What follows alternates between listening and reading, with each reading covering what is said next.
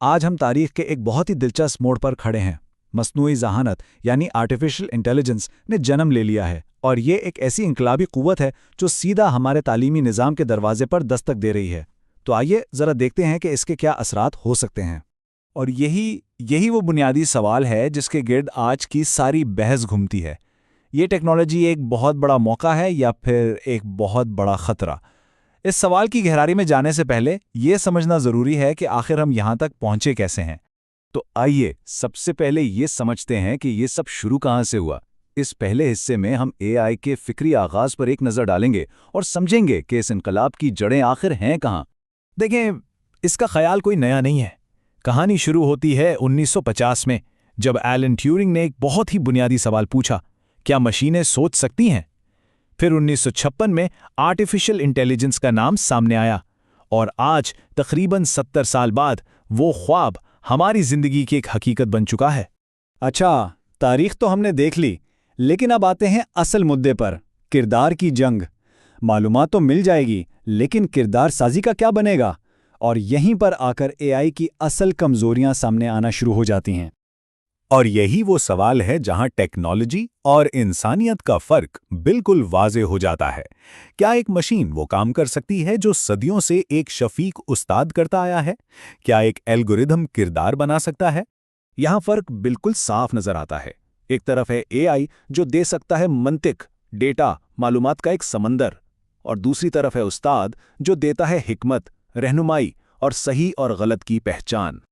پہلی اور سب سے بڑی کمزوری اے آئی کا اپنا کوئی نظریہ، کوئی عقیدہ یا کوئی قومی شناخت نہیں ہوتی۔ وہ اقدار اور اخلاقیات کے معاملے میں آپ کہہ لیں کہ بالکل خالی ہے۔ پھر دوسری مشکل یہ ہے کہ اس میں تسلسل نہیں ہے۔ سوچیں، اگر ایک ہی سوال کے جواب میں مختلف اے آئی ماڈلز الگ الگ باتیں کریں تو ایک نوجوان ذہن میں پختہ یقین کیسے پیدا ہوگا؟ اس سے تو شک پیدا ہوتا ہے۔ اور تیسری اور شاید سب سے اہم بات، اے آئی کے پاس کوئی اخلاقی کمپاس نہیں ہوتا۔ وہ آپ کو منطق تو دے سکتا ہے، لیکن ضمیر کی آواز نہیں بن سکتا۔ تو پھر حل کیا ہے؟ کیا ہم اے آئی کو چھوڑ دیں؟ نہیں، بالکل نہیں۔ حل یہ ہے کہ ہم اس کے کردار کو ہی بدل دیں۔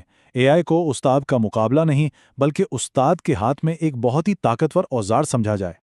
اور جب اے آئی کا کردار بدلے گا تو استاد کا کردار ختم نہیں ہوگا، بلکہ سچ پوچھیں تو اس کی اہمیت پہلے سے کئی زیادہ بڑھ جائے گی۔ اب استاد صرف معلومات نہیں دے گا، بلکہ وہ ایک رہنما ستارہ بنے گا۔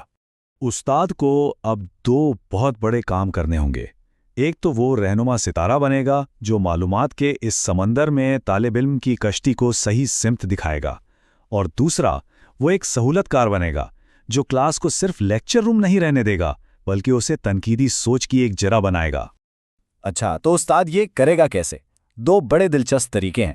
پہلا ہے فکری آئینہ، یعنی اے آئی تاریخی حقائق اور مثالیں سامنے رکھے اور استاد ان مثالوں کو اقدار اور نظریات کے ساتھ جوڑ کر ایک کہانی بنائے۔ دوسرا طریقہ ہے اخلاقی ورزش گاہ کا، یعنی اے آئی فرضی اخلاقی مسئلے بنائے اور استاد کی رہنمائی میں طلباء ان کو حل کرنے کی کوشش کریں۔ لیکن بات صرف ڈیجیٹل دنیا پر ختم نہیں ہوتی۔ دراصل کردار کی اصل تعمیر تو اسکرین سے باہر ہوتی ہے۔ اس کی جڑیں زمین میں ہیں، ہاتھوں کی محنت میں ہیں، جہاں سے اصل حکمت ملتی ہے۔ یہ بات بہت گہری ہے اور بہت اہم بھی۔ کردار سکرینوں پر نہیں بنتا، اس کی جڑیں تو زمین میں ہیں، ہاتھوں کے کام میں ہیں اور خود کچھ تخلیق کرنے میں ہیں۔ مثال کے طور پر جب کوئی اپنے ہاتھ سے ایک بیج بوتا ہے تو وہ صرف بایولوجی نہیں سیکھ رہا ہوتا، وہ صبر سیکھتا ہے، امید کرنا سیکھتا ہے۔ جب وہ لکڑی یا مٹی سے کوئی چیز بناتا ہے تو وہ محنت کی عظمت کو محسوس کرتا ہے۔ یہ وہ تجربات ہیں جو کوئی بھی ڈیجیٹل ٹول نہیں دے سکتا۔ اور یہ بات سمجھنا بہت ضروری ہے۔ ایک معاشرہ جو اپنے ہاتھوں سے کچھ بنانا یا اگانا بھول جائے، وہ سمجھے اپنی روح کھو دیتا ہے اور صرف ٹیکنالوجی کا غلام بن کے رہ جاتا ہے۔ ہمیں کوڈنگ کے ساتھ ساتھ باغبانی اور دستکاری کو بھی اتنی ہی اہمیت دینی ہوگی۔ تو ان ساری باتوں کو سمیٹتے ہوئے اب سوال یہ ہے کہ ہمارا اگلا قدم کیا ہونا چاہیے؟ ہم سب مل کر ایک بہتر مستقبل کیسے بنا سکتے ہیں؟ دیکھیں، راستہ نہ تو ٹیکنالوجی کو مکمل رد کرنے کا ہے اور نہ ہی آنکھیں بند کر کے اس کے پیچھے چلنے کا۔ راستہ ہے دانش مندانہ انضمام کا۔ مطلب ہم اے آئی کو اپنائیں گے، لیکن اپنی شرائط پر، ایسی شرائط جو ہمارے اساتذہ کو مضبوط کریں اور ہماری اقدار کو بھی۔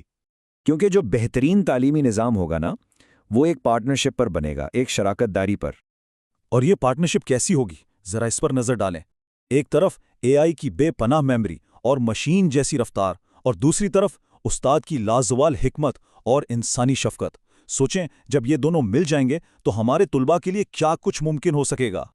तो आखिर में बात यहाँ आकर रुकती है। मसनूई ज़हानत का औजार तो हमारे पास आ चुका है। अब असल सवाल ये है कि हम इस औजार को चलाने वाले हाथ यानी अपने उस्ताद को कैसे मजबूत बनाएंगे। हमारी सारी तरक्की का राज इसी एक सवाल के जवाब में छुपा है।